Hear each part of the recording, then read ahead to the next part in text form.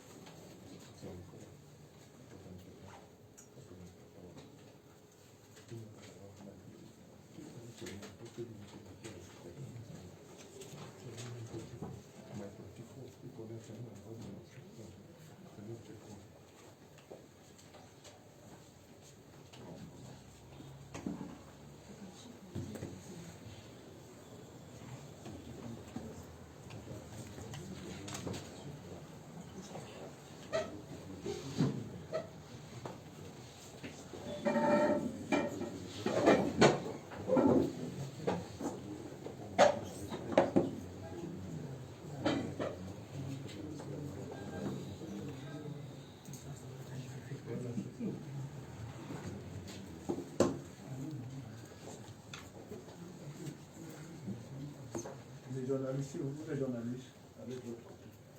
Vous ne pouvez pas traverser.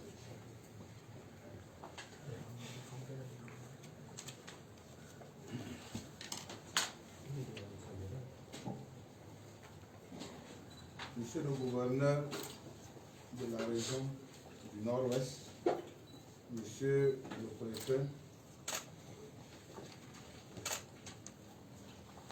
les responsables des forces de maintien de l'ordre,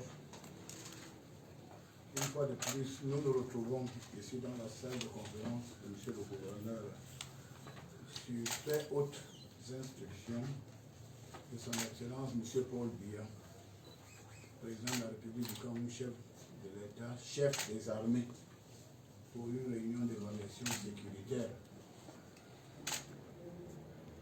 Mais avant cette réunion, nous étions dans la localité de Bafout pour réceptionner le bâtiment de la sous-préfecture de Bafout qui avait été incendié par des terroristes. Comme vous le savez bien, le chef de l'État avait donné des fonds pour la réfection des bâtiments des autorités administratives vandalisés ou incendiés par les terroristes. Donc nous étions à Bafout aujourd'hui pour réceptionner ce bâtiment. Et nous avons tenu à rendre hommage au colonel, le brillant colonel du bataillon d'intervention rapide du BIR, parce que cette réflexion a été entièrement réalisée par le BIR. Je crois que le BIR nous a aidé également à réaliser d'autres bâtiments incendiés, je crois, à Kmer Baloué et à Wabane.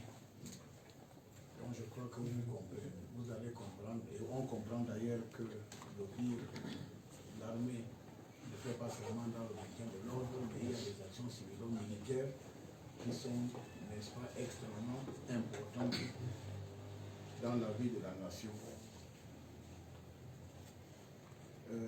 Aujourd'hui, le chef de l'État, son Excellence Paul Biya, a une fois de plus donné certaines instructions, parce que depuis un certain temps, il y a des appels de part et d'autre qu'il y a des terroristes ou des ex-combattants qui veulent déposer les armes et ils ne savent pas comment s'y prendre. Donc nous avons pensé qu'une fois de plus, il faut clarifier, n'est-ce pas, cette situation et encourager une fois de plus les terroristes ou les ex-combattants à déposer les armes, car il faut bien le retenir. Seul l'État a le monopole de la contrainte légitime. Je dis bien, seul l'État du Cameroun, sur la conduite éclairée de son Excellence Paul Biya, chef des armées, a le monopole de la contrainte légitime. Voilà pourquoi le chef de l'État demande aux combattants de déposer les armes. Et en déposant les armes, l'État leur offre les voies de réinsertion. Et ces voies de réinsertion, c'est d'intégrer les camps DDR. Donc je voudrais clarifier, n'est-ce pas, beaucoup de zones d'ombre qui entourent ces autres directives du chef de l'État. La première autre directive est que les combattants ou les ex-combattants, les terroristes, parce que c'est comme ça la réalité, qui déposent les armes n'iront pas en prison. Ceux qui déposent volontairement les armes n'iront pas en prison. Voilà pourquoi l'État leur offre cette possibilité d'apprendre un métier dans les centres DDR. Ça veut dire qu'il y a les ateliers de maçonnerie, de couture, électricité, menuiserie. Donc quand vous êtes dans le centre, vous apprenez quand même un métier. Et à la sortie de ce centre, vous avez donc la possibilité, n'est-ce pas, de vous installer et mener, je crois, une vie normale. Alors, il y a beaucoup de débats également. Les gens disent que mais nous voulons sortir, on va faire comment? Je voudrais également clarifier la situation. Lorsqu'on dépose des armes, on appelle ça en langage de guerre la reddition. C'est une reddition.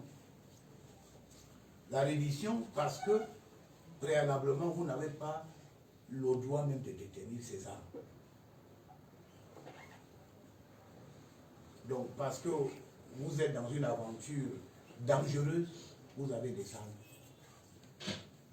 avec pour intention de combattre un État tout en sachant que vous ne pouvez pas combattre cet État. Donc la reddition, cette reddition sera faite sur la coordination des gouverneurs des régions. C'est le gouverneur qui est le patron de la région. Donc lorsqu'il y a reddition, ça veut dire c'est le gouverneur qui coordonne la reddition. Bien évidemment avec les préfets et les sous-préfets.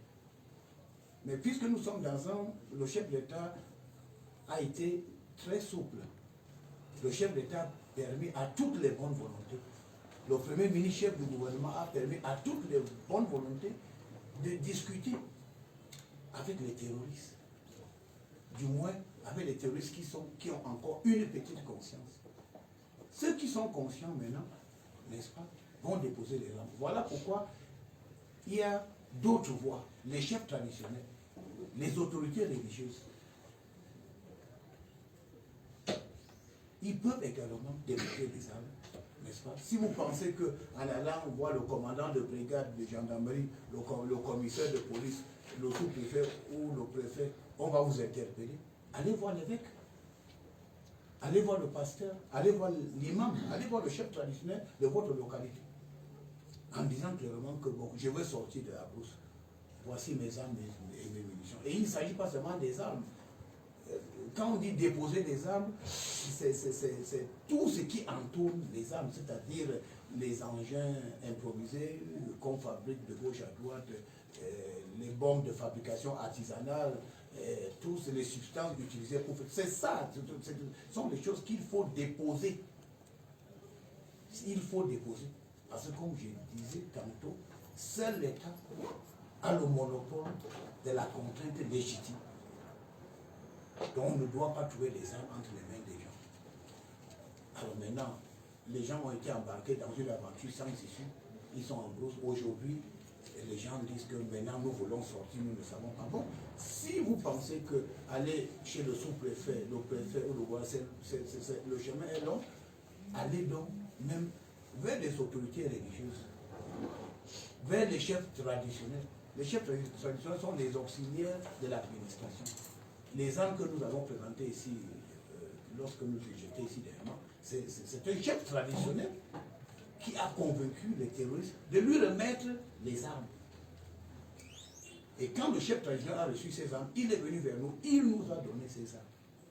Et au même moment, j'ai remis les armes au gouverneur.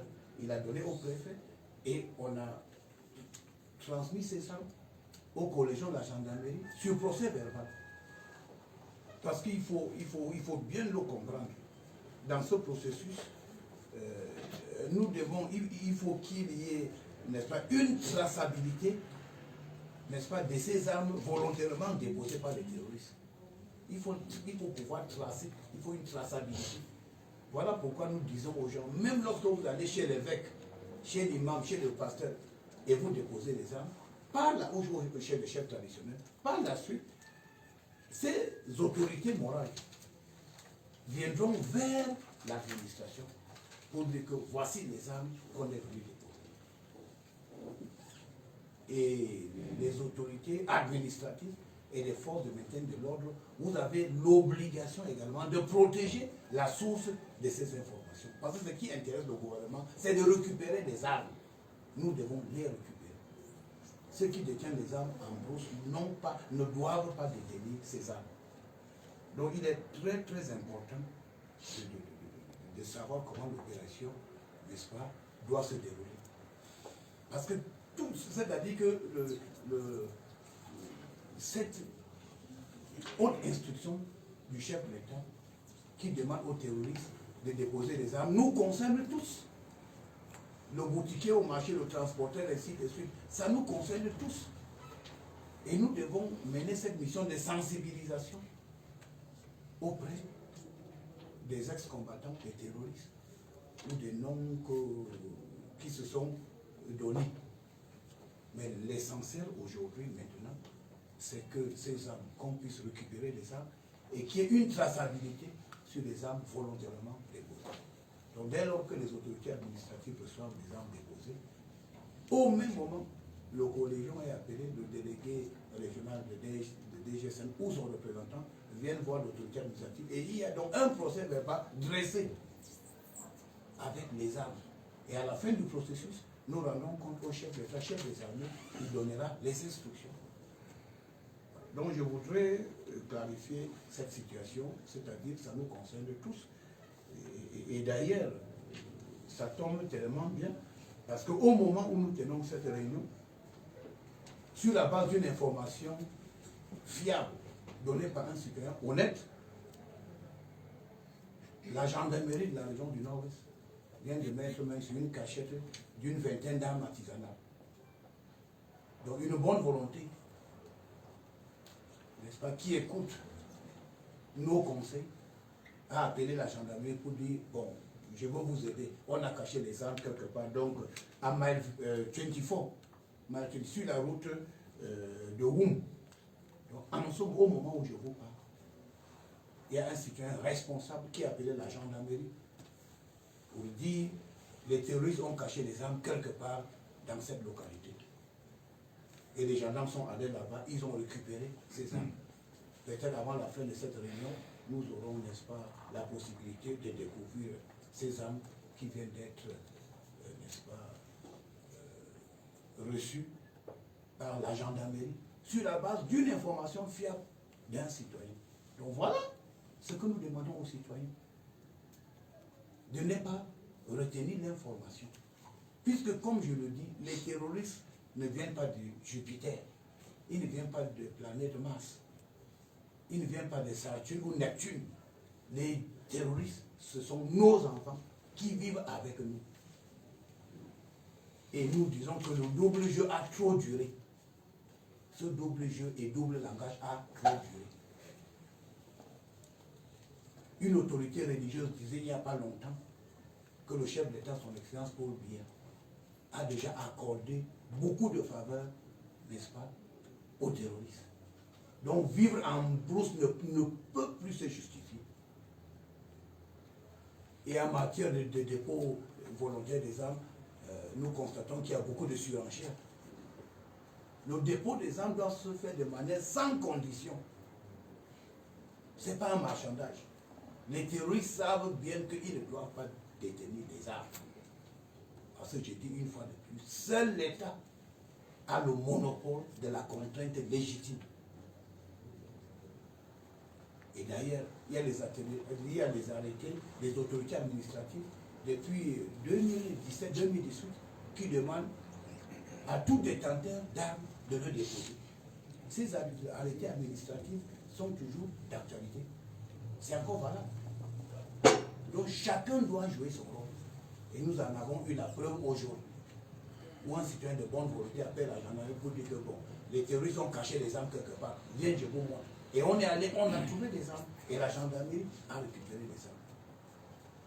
Donc je crois que nous devons travailler comme ça. Il est très très important pour nous, les parents, je dis bien les parents, de jouer le jeu. Parce que la brousse, vraiment, je ne sais pas combien de temps on va vivre la brousse. Aujourd'hui, le mensonge s'est éclaté en plein jour. Les enfants se rendent compte qu'ils ont été manipulés. Ils sont enrôlés dans une aventure sans lendemain. Le Cameroun est un État solide, uni. Et sur la conduite éclairée du chef d'État, son excellence pour le dire, il n'y a que des lendemains meilleurs attendent le Cameroun. Donc nous devons tous en profiter. Donc je voudrais une fois de plus, n'est-ce pas, appeler les citoyens de deux régions. Le chef de l'État l'a fait. Le premier ministre chef du gouvernement l'a fait. Les élites l'ont fait. On a même donné des possibilités de déposer des gens et d'être intégrés à gauche et à droite, et ainsi de suite. Donc moi je pense que nous étions à Bafout aujourd'hui. Nous voyons que le camp revient progressivement dans la ville. Mais les parents doivent jouer le jeu. Les parents doivent dénoncer des enfants qui détiennent des armes. Parce qu'il y a même les terroristes qui ont tué leurs propres parents. Donc les terroristes sont un danger pour tout le monde. Il est très important de clarifier cette situation. Alors, donc moi j'ai dit une fois de plus, la reddition se fera sur le contrôle des autorités administratives. Et le chef de l'État a donné des instructions claires. Ceux qui déposent volontairement les armes n'iront pas en prison. Ils seront encadrés pour bénéficier d'une reconversion nationale normale. Et je dis, le chef d'État a si bien dit que c'est la seule porte de sortie honorable pour les terroristes et les ex-combattants, ou bien ceux qui se présentent comme tels. Donc nous devons travailler en synergie. Nous devons partager l'information. Partager, dit l'information. Vous voyez qu'en une journée, parce que la gendarmerie a eu la bonne information, parce que la gendarmerie a agi à temps, nous avons récupéré une vingtaine d'armes de fabrication artisanale. Voilà les armes qui pouvaient encore ôter, n'est-ce pas, les vies des Camerounais. Donc nous sommes dans le processus de récupérer des armes. La reddition se fera sur la supervision des autorités administratives. Mais que c'est un champ ouvert. Les autorités religieuses, les chefs traditionnels doivent également, n'est-ce pas, encourager ces enfants à sortir de la brousse pour mener une vie de reconversion normale. Voilà le message que je voulais passer. Ladies and Mr. Governor of the Northwest Region, the Senior Division Officer for Maison, top-ranking officials of our defense and security forces. I'm chairing this very important meeting for the esteemed instructions from His Excellency Paul Biya, President of the Republic of Cameroon, Head of State, Commander-in-Chief of the Armed Forces.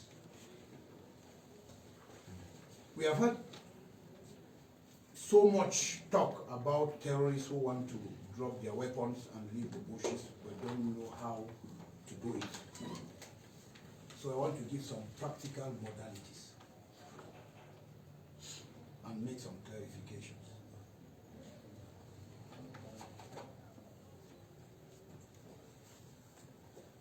The weapons that the terrorists or ex-fighters are willing to drop will be done under the supervision of the regional governors, as the governors of the Northwest and Southwest regions. including their close collaborators, the SDOs and the DOs. And now, since it is an inclusive exercise, the ex-combatants, the fighters or the terrorists who want to lay down their weapons, if they are afraid to go and meet the brigade commander, the commissioner of police, the DO, the SDO, the governor, they can talk to religious and traditional authorities. They can go and meet the bishop, they can meet the pastor, they can meet the traditional ruler of their own locality, who will facilitate the passage to bring them out of the bushes so that they can effectively drop down their weapons. Only the state has absolute legitimacy over violence. Only the state. It should be well understood. That is why the head of state, President Paul Biya, has offered other possibilities for the ex-fighters to come out of the bushes. They have to drop their weapons unconditionally, and they will benefit from direct protection coming from the local administrative authorities.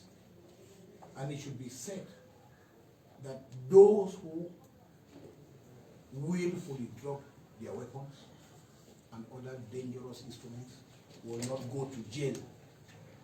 Those are instructions from President Paul Biya. That is why they are taken to the DDR centers, which are vocational training centers. It should be understood. There's too much talk about the DDR centers. Most of the terrorists or ex-fighters or combatants, call them what we want to call them, don't have any basic knowledge in the professional life. So if you want to become a responsible citizen, you go to the DDR center where we have facilities. You can become a tailor, a carpenter, an electrician, and the others, a bricklayer. So that by the time you leave the DDR center, you can effectively go on your own to start a new life. It's very important. So dropping your weapons is part of the solution. But what next? What next? That is the question. What next when you have dropped the weapons? How do you integrate yourself in this our beautiful society? Idleness is the bed of the devil. If you have nothing doing, if you have left where you stayed in the bush, you come to town, you have nothing doing, tomorrow you will become an armed robber, and you will still be a danger to the community. So that's why it is important to work within the structures put in place by President Paul Biya, under the supervision of the Prime Minister, head of government. The DDR centers are placed under the supervision of Prime Minister of government. And if you go to the digital centers, I've seen, those are vocational training centers. I met one of the ex-fighters who told me by the time I came here, I knew nothing about agriculture. But if I live here now, I open my portrait because after 6 months, I know exactly how to manage a small farm. Another ex-fighter told me that before I came here, I knew nothing about carpentry. But after 9 months, if I go now out of the center, I will be a good carpenter. And the government has accepted to give me some financial assistance to open my small workshop. That is what President Paul Biya is telling these ex-fighters. That you cannot stay in the bush. For how long will you stay in the bush? You live like an animal, knowing fully that if you don't come out of the bushes, then we will bring you out of the bushes. And when the military goes looking for you, you know what will happen. But now you have an opportunity to willfully put down your weapons, and the government will help you to come out of this dangerous situation. So I want to make it very, there's too much talk about people who want to come out of the bushes and they don't know how to do it. There is one way. Either you do it through the local administrative authorities, or you do it through the others, the churches, the traditional leaders, you have the imams, you have the pastors, you have the bishops, who are already doing this exercise. So if you want to stay in the bush, stay in the bush. Don't say that you don't know how to come out. I don't accept. That's a pretext. If you willfully want to come out of the bush, then we are giving you all the possibilities. Either you do it through the local administrative authorities, either you do it through the forces of law and order, either you go and meet the religious authorities or the traditional rulers. But what is important is that all the weapons coming out from the bushes must be identified and placed under the control of the local administrative authorities. It's very important that even if you go and meet the chief of your village to relinquish your weapons or all those other dangerous instruments, he has the moral obligation to take the weapons and report immediately to the nearest, I say the nearest administrative authority or the nearest chief of the defense forces. He can be the brigade commander, the commissioner of police, he can be the DO, the SDO, things like that. Because we need a good record to put in our books all the weapons which have been dropped by the terrorists or the ex-combatants. So if you tomorrow you find somebody saying that I want to come out of the bush, I don't know how to do it, it means he wants to stay in the bush. That's a pretext. All the opportunities have been provided today. The head of state has said it time and again. The prime minister, head of government, has said it time and again. I have said it time and again. And even the religious authorities have said it, that the ex-fighters who have come out of the bushes have not gone to jail, because that was an engagement taken by President Paul Biya, that the government will give them possibilities so that they can resettle as honest and responsible Cameroonians.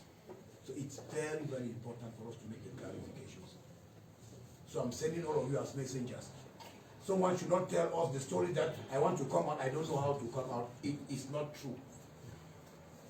If you are afraid to go and meet the local administrative authorities, if you are afraid to go and meet the DO, the SDO, the brigade commander, the commissioner of police or the governor, go and meet the traditional ruler in your village.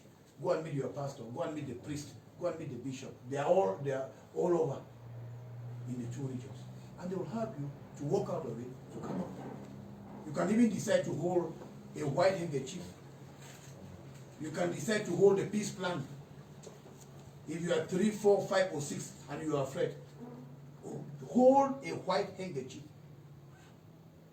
on your left hand and hold the peace plan on the right hand and come out. That's a sign that you have surrendered. There is no military. Cameroon has a very professional military service.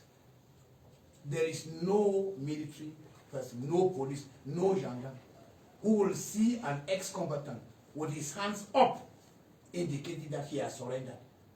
Then he will go after you. No, he will just take you and protect you and take you to the closest administrative authority so that we can put the documents down that you have surrendered and we see what next.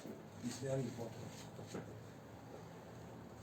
Je voudrais encore faire cette précision. Pour ceux qui disent qu'ils sont en brousse, ils sont 2, 3, 4, 5, 6, ils ne savent pas comment le faire. Non, c'est simple. La reddition, c'est quoi? Si vous êtes 5 dans un groupe et vous éprouvez des difficultés, prenez un mouchoir blanc sur la main gauche et l'arbre de paix sur la main droite. Soulevez vos mains et avancez même vers les forces de défense et de sécurité. Ils ne pourront pas tirer sur vous. Parce que lorsque vous avez soulevé les mains, et on le sait, vous avez les mains en l'air avec vos munitions, c'est un signe de reddition. Donc le poste de police de gendarmerie ou de l'armée qui est proche de vous, ils viendront vers vous pour vous accueillir. Il faut le retenir. Ils viendront vers vous pour vous accueillir et ils vont vous conduire auprès de l'autorité administrative qui est proche pour les formalités de reddition. Ceux qui disent qu'ils sont en brousse, ils ne savent pas comment faire pour sortir, je n'y crois pas. Ils veulent rester en brousse. Et ils trouveront les conséquences des actes maladroits qu'ils voudraient continuer à poser. Donc nous avons vraiment, au nom du chef de l'État, donné toutes les possibilités pour ceux qui veulent faire la reddition. Nous leur avons donné les possibilités. Et je précise une fois de plus que ça se fera sur la supervision des gouverneurs des régions du nord-ouest, du sud-ouest et de l'extrême nord, dans une certaine mesure. Au moment où nous sommes en train de parler, je vous ai donné cette information sur les armes découvertes dans une cachette en brousse. C'est un citoyen responsable qui appelle la gendarmerie pour dire: je sais que vous faites beaucoup pour qu'il y ait la paix, mais je voudrais vous dire que dans cette cachette, il y a les armes. La gendarmerie est allée là-bas, on a retrouvé ces armes. C'est au lieu dit mile 24. So during this meeting, we have had a very good information, a big catch, because a responsible Cameroonian has called the gendarmes to tell them that some weapons have been hidden in a farm. And the brigade commander took his people, they went to that place. They call it mile 24, going to Womb. And they have discovered about 20 locally manufactured guns. 20 or 22 locally manufactured guns, which the gendarmes will be bringing sooner or later. I think this is something which is very responsible. An honest citizen telling the gendarmes that the terrorists have hidden guns here. And that is reliable information. And immediately, the gendarmes have gone and they have collected the weapons. I think this is what we should be doing. Because the arms are dangerous. And each and every one of us could be a victim. So, once again, I'm asking the parents to be honest. Tell their children to come out of the bushes. It's important for their own interest. So I hope that we will not be hearing stories again that, oh, I have a group of people, they want to come out, they don't know. They know exactly what has to be done. And I've given clear indications. And if they follow it, I think sooner or later, the regions of the northwest and southwest will live in peace and total harmony. It was very important for me to make these clarifications. And you, the media men, you should also do your job.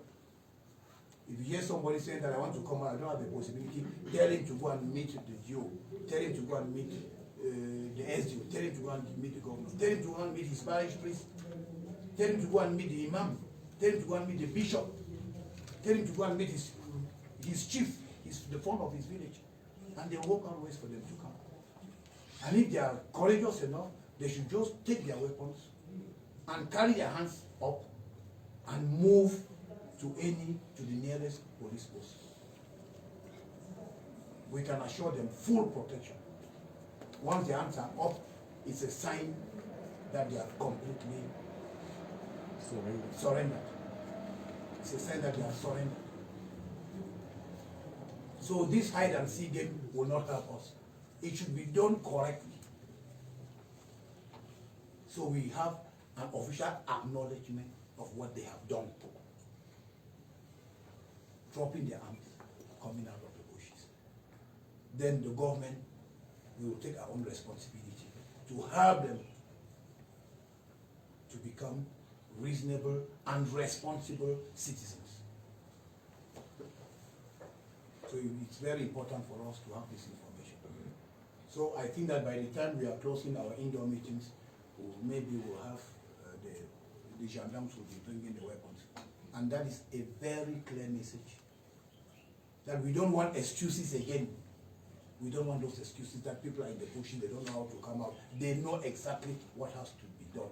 And if they did not know, we are giving them a clear formula how they should move about it as from now, henceforth. And I think that the quicker we do it, I think it is better for our population. I thank you. Et là, les hommes des médias, vous laissez travailler.